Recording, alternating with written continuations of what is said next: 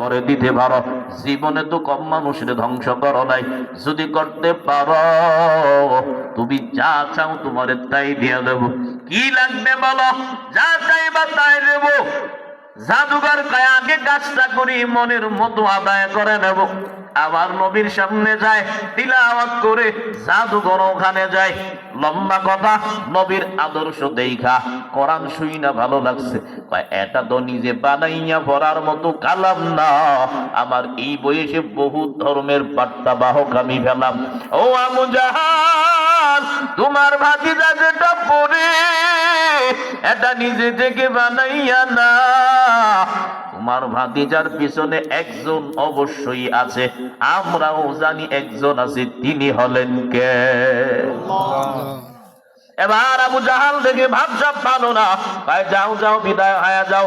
জাদুঘর কয়, ও মুহাম্মদ, তোমার পরিচয় আমি জেনে নিলাম, আগেও শুনছি, মোলাকাত হয় নাই, আজকেই প্রথম মোলাকাত, তবে সময় নষ্ট করতে চায় না। এই মুহূর্তে আমার দেশে যাওয়ার পূর্বে এখানে কালেমার সৈনিক আমারও বানায় দাও। আবু জাহাল তো মাথায় হাত, আমার আমও গেল সালাও, কারণ নিজে আনছে ওটাকে ভাড়া করে। কারণ ধর্মের বিরুদ্ধে যতই অবস্থান নেও না কেন, ধর্মের কোনো ক্ষতি হবে না, কারণ ধর্মটা আমার নবীর বানানো না, ধর্মটাকে দিছে।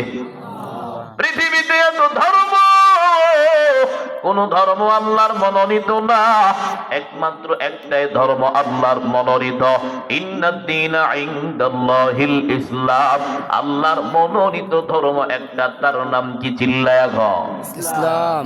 আল্লাহ বলেন, ওয়া মান ইয়াবতাগি গায়রাল ইসলামি দীনা ফালা ইউকবালা মিন ওয়া হুয়া ফিল আখিরাতি মিনাল খাসিরিন।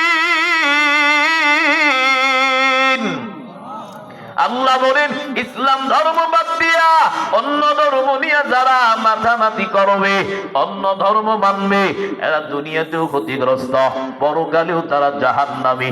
মুক্তির ধর্ম একটাই, সে ধর্মের নাম কি? আল্লাহ বলেন, আমি যদি ইসলাম ধর্মের বাতিটা দুনিয়ায় জ্বালাই, উলামায়ে কেরামদেরকে দিয়া জ্বালাই, মাদ্রাসা দিয়া জ্বালাই, ওই দুনিয়া থেকে মাদ্রাসা উলামায়ে কেরামদেরকে বিদায় করার মতো ক্ষমতা দুনিয়ার কারো নাই, ঠিক কিনা? কারণ ধর্মের হিফাজত করবে কে? আবু জাহাল কন্টেস্টটা চালায় নেয়, কত বেঈমান, ধর্মটারে উঠাইয়া দেওয়ার জন্য অপকৌশল অপচেষ্টা কম করে নাই। না রে বাবা না, যে ধর্মের জিম্মাদারি নিলেন আমার আল্লাহ, ওই ধর্মের বিন্দু পরিমাণে ক্ষতি করবে এমন ক্ষমতা কারো নাই, ঠিক কিনা? আবু জাহাল কোনোভাবেই কুলাইয়া পারে না। এবার কয়, না না, আরো বড় বড় বড় বড় সিদ্ধান্ত নিতে হবে। শয়তান তো বাবা একটা না, বহুত শয়তান চেপে ধরেছে। আমার নবীর সামনে যাই, পয়গম্বর দাওয়াতে রওনা। ও ভাতিজা কোথায় যাও? কয় চাচা দাওয়াতের জন্য যাই। টিটকারি দিয়া কয়, মুহাম্মদ তুমি কি বাইরে দাওয়াত দিবা?